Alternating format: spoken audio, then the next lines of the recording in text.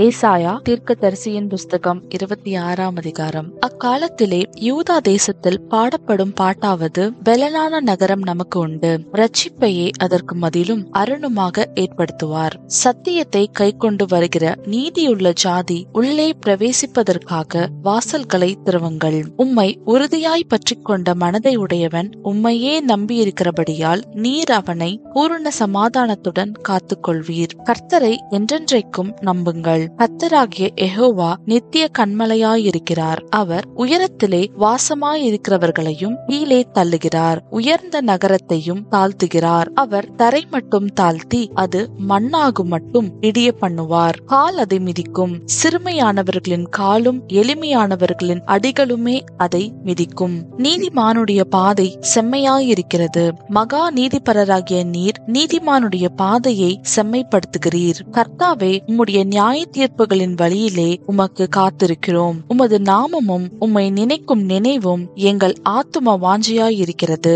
என் ஆத்துமா இரவிலே உம்மை வாஞ்சிக்கிறது. எனக்குள் இருக்கிற என் ஆவியால் அதிகாலையிலும் உம்மை தேடுகிறேன். உம்முடைய நியாய தீர்ப்புகள் பூமியிலே நடக்கும் போது பூச்சக்கரத்து குடிகள் நீதியை கற்றுக்கொள்வார்கள். துன்மார்க்கனுக்கு தயை செய்தாலும் நீதியை கற்றுக்கொள்ளான். நீதியுள்ள தேசத்திலும் அவன் அநியாயம் செய்து கர்த்தருடைய மகத்துவத்தை கவனியாதே போகிறான். கர்த்தாவே, உமது கை ஓங்கி இருக்கிறது, அவர்கள் அதை காணாதிருக்கிறார்கள். ஆனாலும் உமது ஜனத்துக்காக நீர் கொண்ட வைராக்கியத்தை கண்டு வெட்கப்படுவார்கள். அக்கினி உம்முடைய சத்துருக்களை பட்சிக்கும். கர்த்தாவே, எங்களுக்கு சமாதானத்தை கட்டளையிடுவீர். எங்கள் கிரியைகளை எல்லாம் எங்களுக்காக நடத்தி வருகிறவர் நீரே.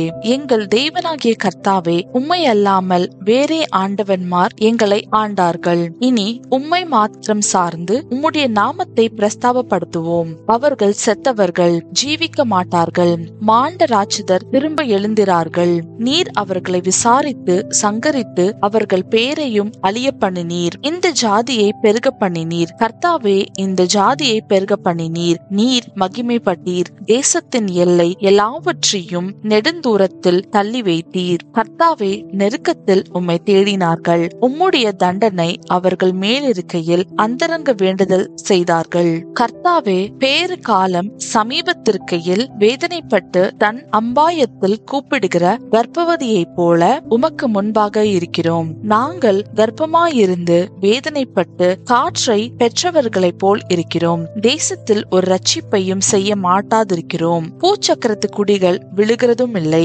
மரித்த உம்முடையவர்கள் பிரேதமான என்னுடையவர்களோட கூட எழுந்திருப்பார்கள். மண்ணிலே தங்கி இருக்கிறவர்களே, விழித்து கெம்பீரியுங்கள். உம்முடைய பனி பூண்டுகளின் மேல் பெய்யும் பனி போல் இருக்கும். மரித்தோரை பூமி புறப்பட பண்ணும். என் ஜனமே, நீ போய் உன் அறைகளுக்குள்ளே பிரவேசித்து உன் கதவுகளை பூட்டிக் கொண்டு சினம் கடந்து போகும் மட்டும் கொஞ்ச நேரம் ஒளித்துக்கொள். இதோ, பூமியினுடைய குடிகளின் அக்கிரமத்தின் நிமித்தம் அவர்களை விசாரிக்கும்படி கர்த்தர் தம்முடைய ஸ்தானத்திலிருந்து புறப்பட்டு வருவார். பூமி தன் இரத்த பழிகளை வெளிப்படுத்தி தன்னிடத்தில் கொலை செய்யப்பட்டவர்களை இனி மூடாதிருக்கும் என்பதே. ஆமேன்.